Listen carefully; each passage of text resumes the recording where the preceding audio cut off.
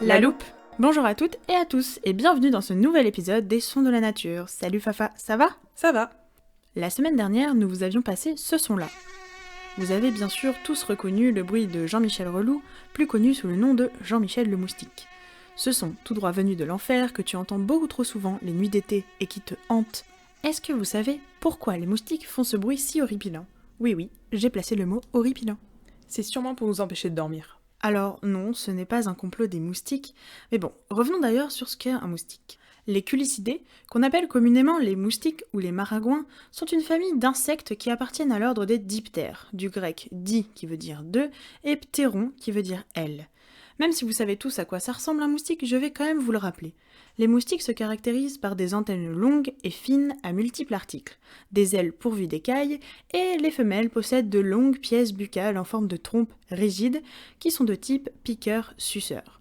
En 2020, on recensait 3578 espèces de moustiques réparties en 111 genres au niveau mondial.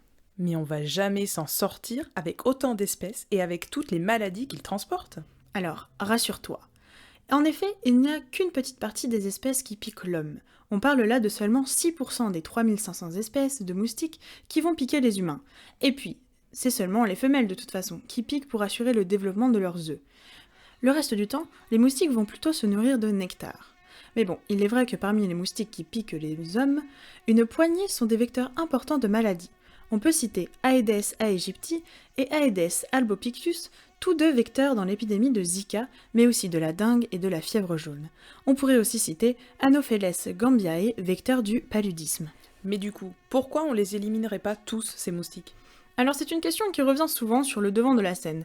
On s'est déjà tous dit, après s'être fait piquer par un énième moustique, qu'est-ce que ça serait bien un monde sans eux ?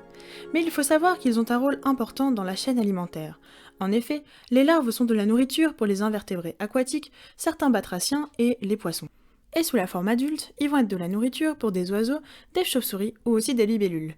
Je vous ai dit tout à l'heure qu'ils se nourrissaient de nectar. Ils ont donc aussi un rôle, bien que moins important que certains insectes, dans la pollinisation. Il y a beaucoup de recherches qui sont en cours pour trouver des alternatives aux méthodes qui utilisent des insecticides pour tuer les moustiques.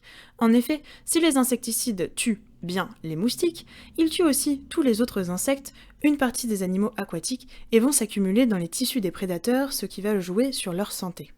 Mais ça, c'est un autre sujet. Revenons sur le bruit que font ces moustiques. Si les moustiques font ce bruit-là. On est vraiment obligé de passer ce bruit à chaque fois qu'on en parle ? Non, mais je t'avoue que ça m'amuse d'imaginer les auditeurs se demander où est ce maudit moustique. Quel sadique tu fais, Fanani. Bon, je disais donc, les moustiques font ce bruit caractéristique, c'est parce que leurs ailes battent près de 720 fois par seconde, à une fréquence comprise entre 658 et 776 Hz pour les mâles. Les femelles, c'est un peu moins, environ 480 battements par seconde, soit environ 4 fois plus vite que tous les autres insectes d'une taille équivalente. Une autre spécificité, c'est l'arc selon lequel battent leurs ailes, qui est de seulement 39 degrés. Bien plus petit que toutes les mouches, abeilles et papillons par exemple. Alors, une équipe de biomécaniciens britanniques et japonais se sont penchés sur la question en 2017, en analysant le vol du moustique à l'aide de rayonnement infrarouge et de 8 caméras ultra rapides, prenant 10 000 images par seconde sous tous les angles.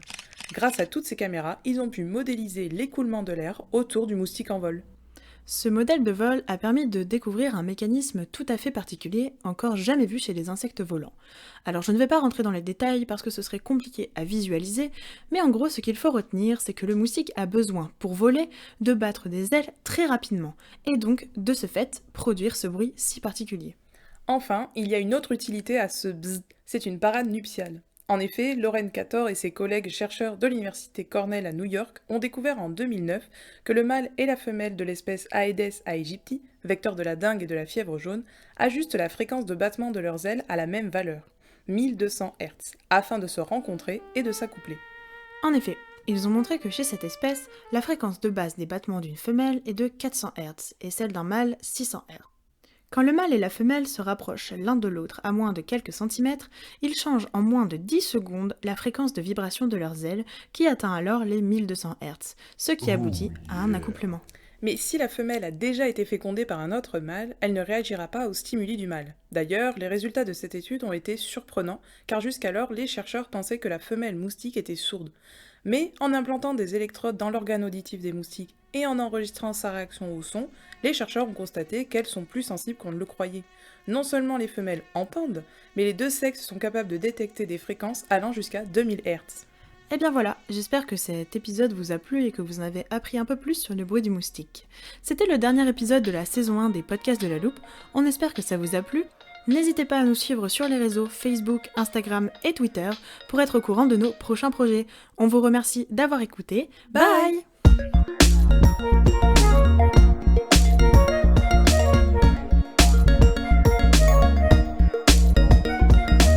La Loupe.